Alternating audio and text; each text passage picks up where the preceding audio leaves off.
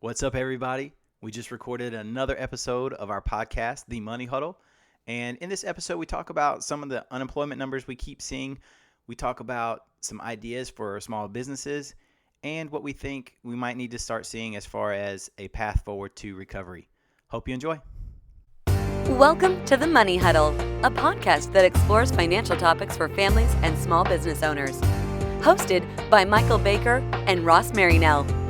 All opinions expressed by Michael and Ross or any podcast guests are solely their own opinions and may not reflect the opinions of Planners Alliance. The podcast recording is for informational purposes only and should not be relied upon for investment decisions. Clients of Planners Alliance may maintain positions in securities discussed on the program.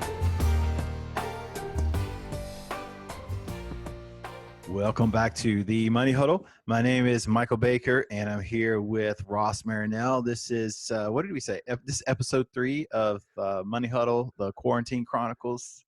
And, Virtual number 3. Well, now at this point, we're getting pretty good at these, huh? Yeah, you get momentum, and then it just kind of becomes second nature. So we'll just keep it rolling. But you said you had something to start us off today. What do you got?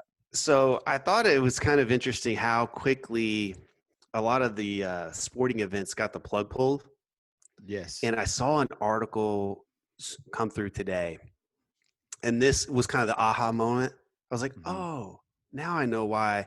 Obviously, there's a public health concern with pulling groups of people together. But I'm talking about major sporting events. So I came across a tweet from Darren Ravel, and then I also found another article related to this. But Wimbledon reportedly paid $2 million a year for pandemic insurance for the last 17 years. And for this year's cancellation as a result of the coronavirus, Wimbledon will reportedly receive $141 million from the policy. Boom. So I didn't realize that you could insure for pandemics. But it seems to me that some of these major sporting events probably had some form or potentially had some form of insurance for these types of issues. So I thought, it's kind of, it obviously is no fun to not have the events. You're missing the NCAA tournament was the big one for us in America. Then, of course, Wimbledon, we've lost the Masters. We're seeing NBA is just, is on hiatus right now. We might miss the end of the NBA season. Who knows if they'll come back. And curious to just think how many of those might have had some form of insurance to protect against the lost revenue. What was the year they started paying for that?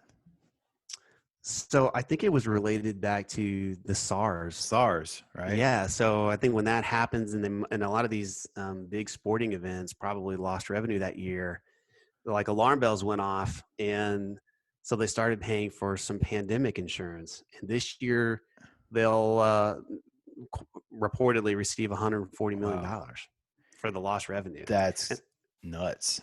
I saw one related to the NCAA. It says NCAA has insurance and rainy day fund to cover entire cost of canceling March Madness. Now that came from the Daily Caller, so you never know. I mean, take it with a grain of salt, but is it possible that they had insurance to protect them from the loss, and that's why they were so quick to move and not try and have? Because I thought at first maybe they'd have the events without people, without fans, right? If they just had the athletes play, if they could test them and know that they were, free of the virus, could they play? Sure. But so that didn't happen. But I thought that was news to me. I came across, I was like, oh gosh, never even thought about, these major institutions having insurance for that.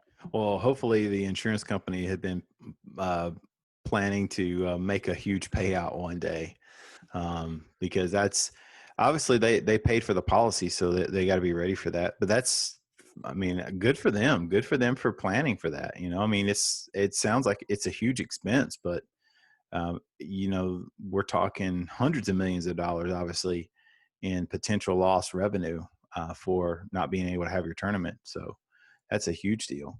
Yes. So another event-filled week in market-related news. What's on your mind this week, Michael? Of course, I had another thought today. I continue to mull over these unemployment numbers and, why they are so they're horrible, of course. Today I think was it 6 million, 6.6 million, something like that. Close to 16 million on new initial unemployment claims in the last 3 weeks. But you know what? I was on a call with our local representative here, Congressman Ralph Norman, a couple days ago, and he had someone from the state of South Carolina unemployment on the phone on the call as well. And the one thing that I think will be interesting to see when the dust settles, that's happening with unemployment that hasn't happened before, or typically doesn't happen, is self-employed people are eligible to file claims. Now, a lot of states, according to what we were told, a lot of states are not equipped and don't have their programs built to take unemployment applications from people who are self-employed, because typically you're not allowed to file if you're self-employed. It's one of those hard things about being in business for yourself. You don't really have a government-backed safety net. Well, I'm wondering if part of all of these massive claims of unemployment are going to be a lot of people who would not traditionally also be able to file. Because if you think about your traditional workforce, your traditional W-2 folks, and then you add to them people that are self-employed or independent contractors who wouldn't necessarily be able to file, but you add them to the pot, if that's part of what is driving these massive numbers that we're seeing. It doesn't make the numbers good, but I've just continued to try to chew on those numbers a little bit and decipher, because we're only getting hit with like the broad end of the brush, right? Like, oh, another 6 million. But I'm trying to, interpret a little bit like what these numbers, how we're getting to these numbers exactly. And so, Well, hopefully those numbers do include some self-employed folks, because if everyone's quarantined together, if we're all stuck at home and we can't go out and work, and we want to go out and work but we physically can't do it, yeah. then I hope that they're getting the support that they need. Because as you kind of highlighted over the past few days, the PPP loan process hasn't been going so great. Give a little insight to our listeners, how that process has been, kind of where we are with getting people funding. So the PPP loan stands for Paycheck Protection Program. It's the loan that came out of the CARES Act.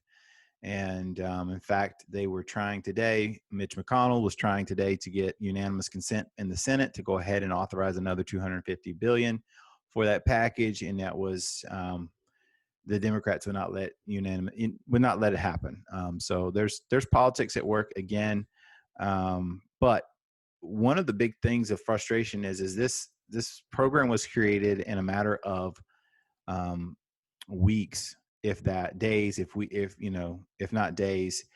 The banks were recruited to basically be the frontline folks for the SBA. Not all banks and credit unions were actually authorized to make SBA loans.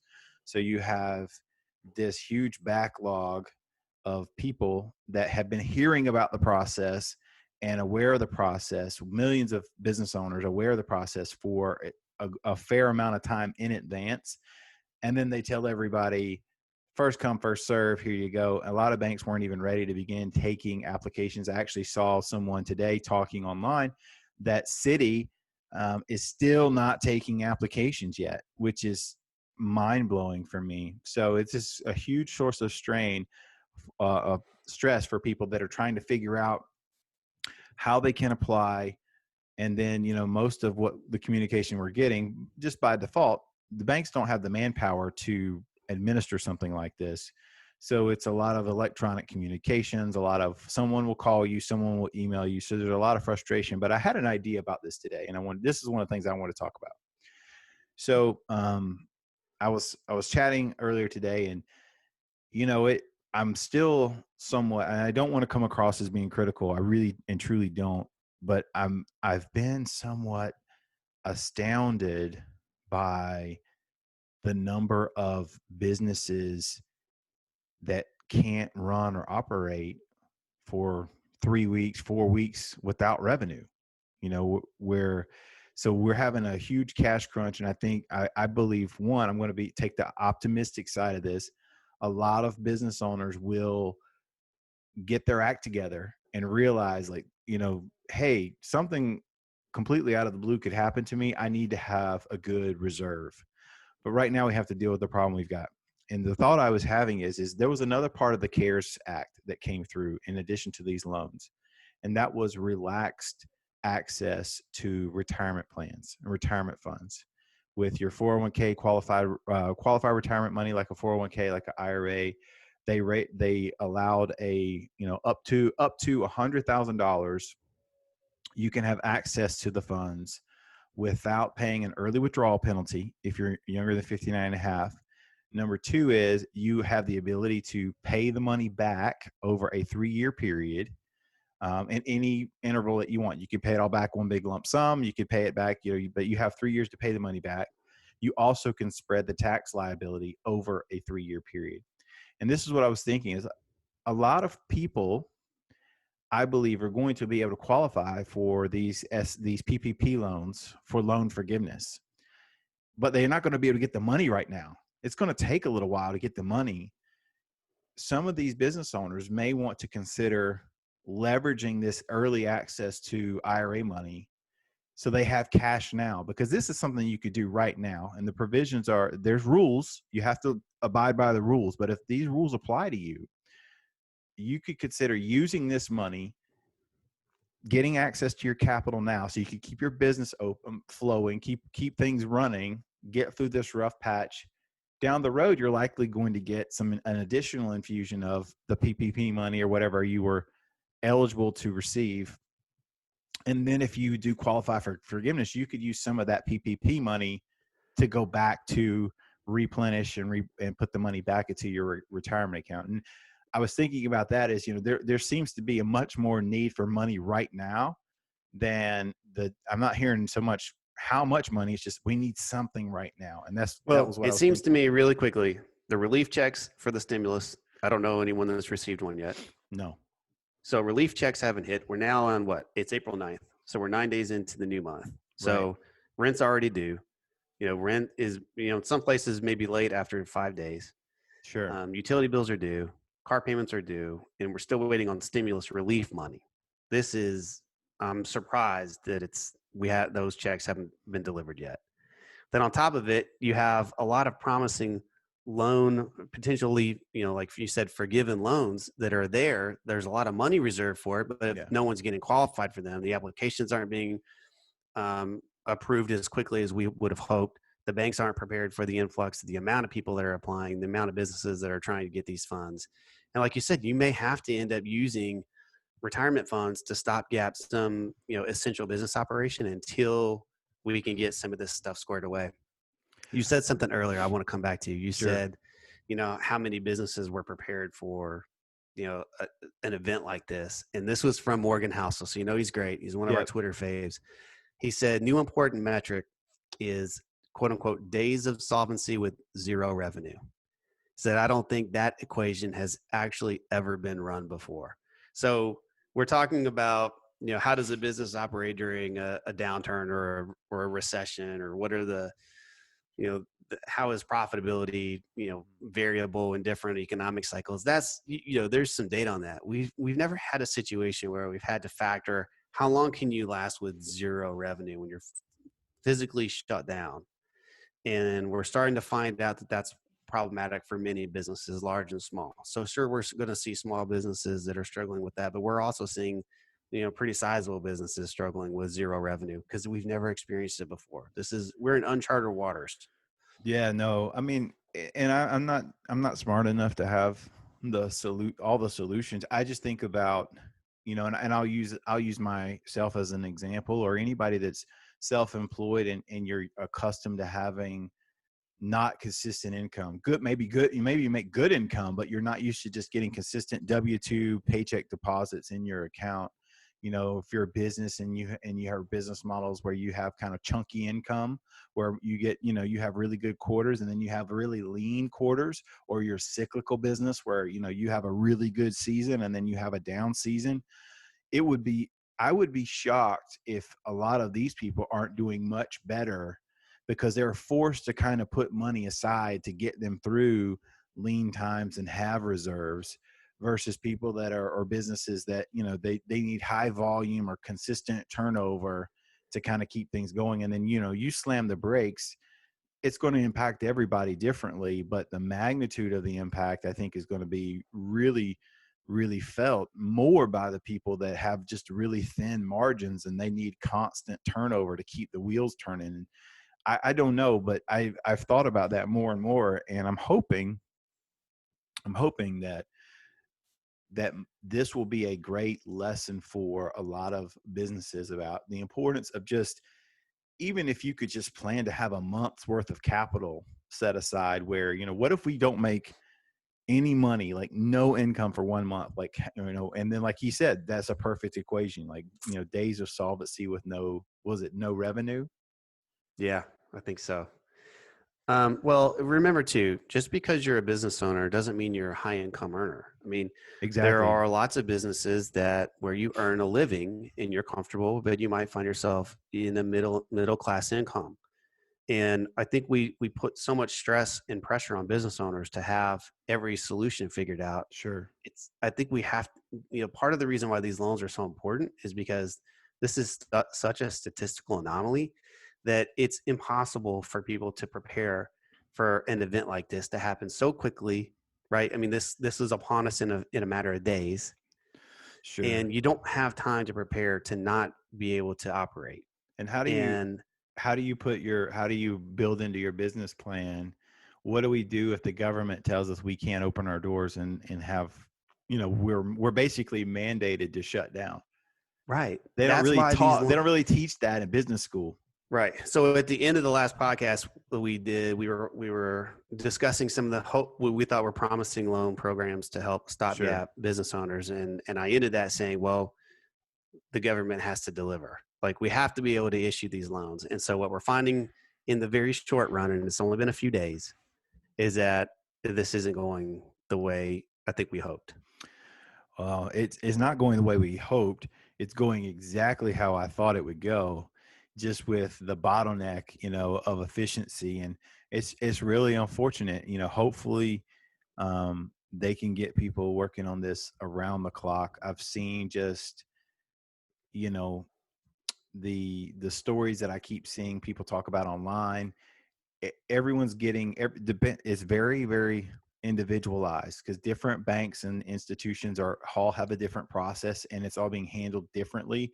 So some people are getting through the queues a lot faster. Some people are not even filling out their loan applications yet. Now, the one so to circle back, the one thing that, Secretary Mnuchin and them keep saying is that it's important to them to have the money for the loans. They want to have plenty of money.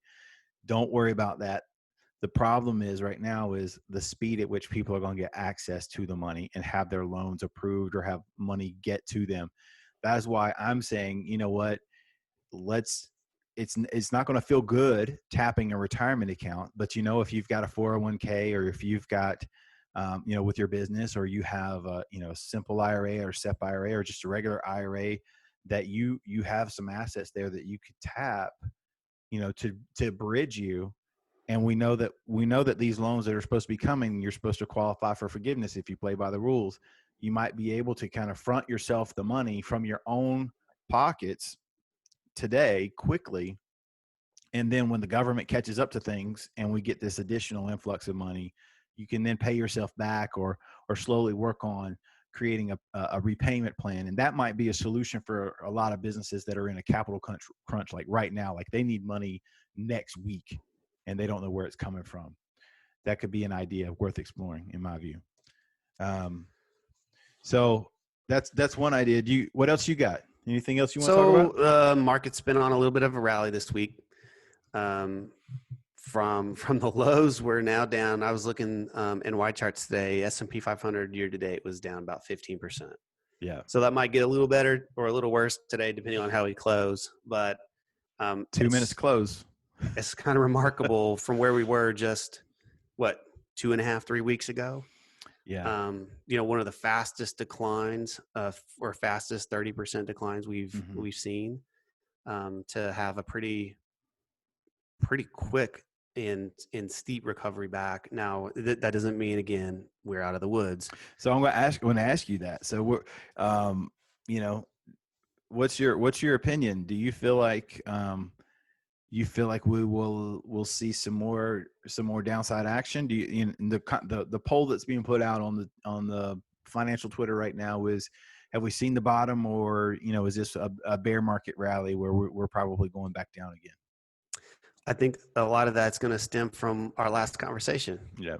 which is how quickly do we get relief to small businesses to keep their doors open? Mm-hmm. Because small businesses hire and employ so many people that if we fail on this mission to give proper funding to these businesses in a timely manner that they can stay open, then I don't know where we're going to go. I think we could retest lows and see continued, and maybe what the real problem could be here is the slower trajectory of recovery, right? Because if people are able to go outside and re-engage in the workforce, but there's no job for them to go to, now we're going to have a slower churn to get back to the unemployment numbers, the low level of unemployment that we had before all this started.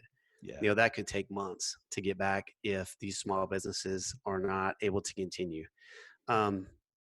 But for the short run, the other side of this equation is, the Fed announced today another $2 trillion in stimulus.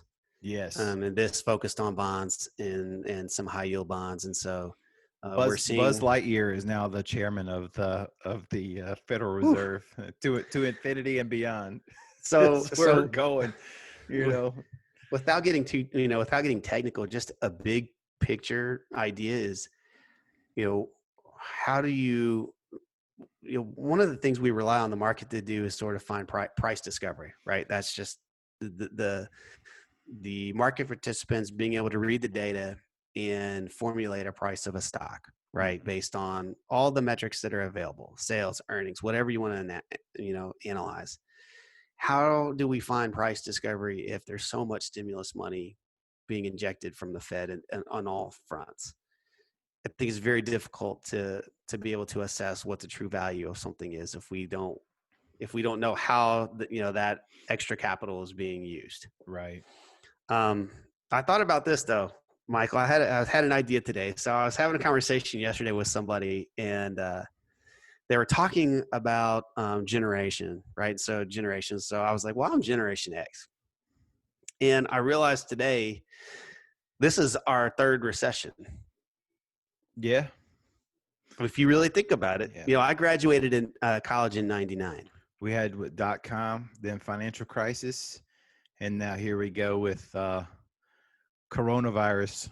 Yeah, COVID-19 crisis.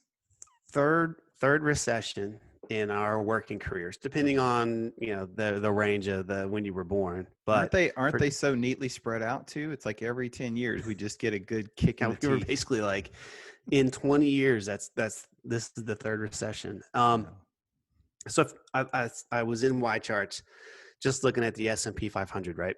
Sure. So 10-year return when I looked this morning was still just a notch over 11%, which sounds pretty appealing, right?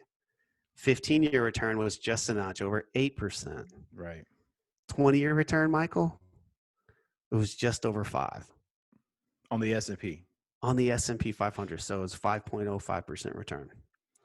And if you were to tell somebody investing in stocks that you should expect a 5% return, they would probably look at you funny, right? Because we've become so accustomed over the last decade to expect and receive better returns. But for a Gen X like myself, that's what the numbers are at. When you have 3 recessions in that period of time, it has a pretty dramatic effect on total return. So I think to that point, one of the things we should be stressing to, our younger folks is it's not, it's every bit as much important that you start early to save and start trying to build your assets, because 5%, 5 to 6%, it's not exciting, but 5 to 6% compounded over time, can add up to something. But you have to have money in there early to have something to build from. And I know everyone's different and they're going to have different areas that they, what they can do. But at the same time, it's, the longer you delay or defer, I mean, even if we sat here and, we can't do the math, on the fly, but if you took somebody who had been contributing for 20 years, getting those compounded 5 to 6% rate of returns, and you match them up with somebody that had maybe been doing the last 10 and was getting, a higher rate of compounded rate of return, but 10 years of not participating, I bet you that the numbers would be very telling to see the difference in the two. Right. Yeah. Start early and start small if you have to. I just thought that was came across my mind today because, it is spread out nice, every basically 7 years. Yeah. But for a fairly young, younger-ish investor, that's been an eye-opening. They're getting experience. Exactly. And the other thing too is this isn't just about younger investors. For folks that are a little bit older, maybe getting closer to their retirement years or in their retirement years, this is one of the reasons we talk about what we call sequence of return risk or the order of returns, because it's not that we have these downturns, but it's the magnitude. If you go back and you look at, we can look at data and we could pull out like what, a traditional correction is, like a 10% blip, 10 to 12% blip that, typically takes care of itself intra-year in the market. But you have somebody that is getting ready to retire and they get hit with a 40 to 50% decline in asset levels during the financial crisis, or like just what we just experienced in a span of 30 days or 19 days, we see a 30% drawdown in equity prices. That is staggering. You almost don't have the ability to move and check from that, or you're just panic selling. And that's why we always tell people is like, we believe in the markets, but we also believe in understanding your specific level of risk tolerance and also your time horizon. Risk management is so key for folks that are trying to plan for that transition from the workforce into retirement. And there are going to be a lot of people, unfortunately, that were probably close to reaching that threshold, but because of the economy and layoffs and stuff, they're being forced into potentially an early retirement, and their 401k or assets have been hit hard. And now they got to figure out, am I going to have to go back to work? What am I going to have to do? Because, my accounts are down, significantly from where they were not even 2 months ago. And that's a position that, if you're going to be investing in the market, the risk comes with it, but having a good long-term plan of how to protect yourself and at least begin evaluating yourself in different phases of your investment journey, to us is so key. And that's why we preach that over and over and over again. Sometimes I feel like a broken record when we keep saying the same things, but then you have something like this happen and you're like, well, thank goodness, this is something that we've been telling people. At least we don't feel like, we haven't been saying this. No doubt. Well, one of the things we've been focused on over the last few years is just the pace, how quickly things escalate, whether that's good or bad. And some of the conversations we've been having around the decline is, when you see, like you said, a 30% drawdown happen with inside of a month, it's alarming. It's still alarming. Just thinking today, we're sort of, we're recovering from that. Whether that's we're in the greener pastures for now, we don't know, Right. but we're kind of recovering from that. It's still alarming, the pace of the decline. But some of the conversations we've had around that is, well, it might take a year, 2, 3, 4, 5 years to recover from that. Sure. And something we've learned is on the flip side too, right? The recovery has been a very fast pace as well. It just seems like we're moving quickly in every direction. And so hopefully we can see, volatility started to fall a little bit. If you follow VIX index, and that's helpful to more steady investing. Like to get some normalcy back in the markets. Hopefully we continue to climb from here. We know the economic data is going to be very treacherous for the next few weeks. It's just no way around it. What are you thinking we need to see to kind of get our footing back and at least feel like we're definitely on the road to recovery. What do you think needs to start unfolding? Well, as soon as we can get a grasp on the slow the slowing of this virus spreading, right? We need people to get back to work, but when we're talking with stocks, it's going to be earnings Mm-hmm. because we're about ready to start seeing earnings for first quarter. You know that the March is going to have some harsh effects for some businesses, Mm-hmm.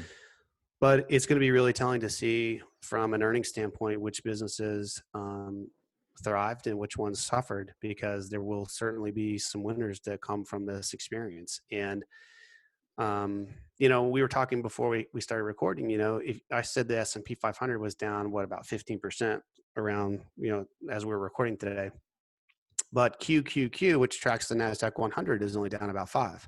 Right. Well, if you look at the composition of QQQ, that's a lot of your NASDAQ 100 stocks, right? Your large tech companies, Right. Amazon, Apple, Google, Facebook. I mean, you name it, you just go down the list, right? And how will they recover from this? I mean, they're not down very much. That index is not down very far compared to the S&P 500. How will those businesses report over the next couple of quarters? I think is going to have some pretty big impact on our total stock market. Yeah, I agree with you. And the one thing that I'm looking for, I don't think we'll see anything before, tomorrow's Good Friday, Sunday is Easter. I don't think we'll see any or hear anything about it, but before next week. But one of the things I'm looking for, possibly mid to late next week, is I am hoping we will start to hear a blueprint for reopening businesses. Doesn't mean that they're going to say, hey, this is exactly what's going to happen, because we have the social distancing orders and things like that. They've told us April 30th, so they can always move those dates back if they feel like that's required. But I'm hoping that they start to bring people out or put a team together that's going to start giving us some guidelines of how we can begin to phase in a reopening. And because I was talking with my wife, Elizabeth, and I was telling her, I really want to hear, I want these small businesses to give them a chance. Don't make them go out of business because you made them shut their doors and we couldn't get them money fast enough. If we can socially distance and go to Walmart, we can socially distance and go to Tony's hardware store. We can socially distance and go to these other local places, these mom and pop shops, these handymen and people like that. There's people that are being told they can't work right now. And, if we can go stand 6 feet apart and, go visit Walmart, and then I can stand, 2 feet or 3 feet away from a checkout person, there are other businesses that could operate too. And I'm hoping that they will begin giving us a blueprint for that, so that at least everybody can start to at least get some hope and maybe see that there is a light at the end of the tunnel, because that will do a lot for people's morale. And I don't want to underscore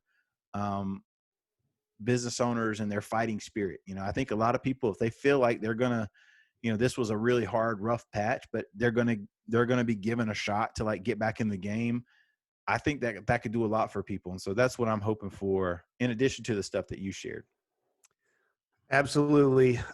It feels like what's happening with the release of these SBA funds and the slowness, just the delay. It's sort of like in an NFL, right? An NFL offense coming out of a timeout and having a delay a game. Yeah. It's like we just huddled up to talk about what we're going to do next, and we didn't get the play executed. And I feel like we're at that stage now where it's like we've gotten the first delay game penalty. Are we going to have another one? Let's just get the money like going. false start. Totally. A total false start.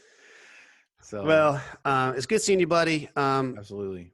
To all of our listeners out there, if you have feedback on the PPP program, if there's topics you want to know about, please share with us. I'd really like to know some feedback on if people have gotten funds, what their process and experience has been like. Yeah, if you've received loans, or just give us some feedback on what the application process has been like, because we're hearing so many different stories. And it would be great just to get some real life anecdotal evidence of what people are experiencing. But as always, thank you guys for listening. Thank you for the questions and comments that we get. We really appreciate those. Anytime that we could talk about, something that's relevant, please don't hesitate to reach out to us. You can find us on Facebook. You can send us an email at themoneyhuddle@vcplanning.com. And we will talk to you next time.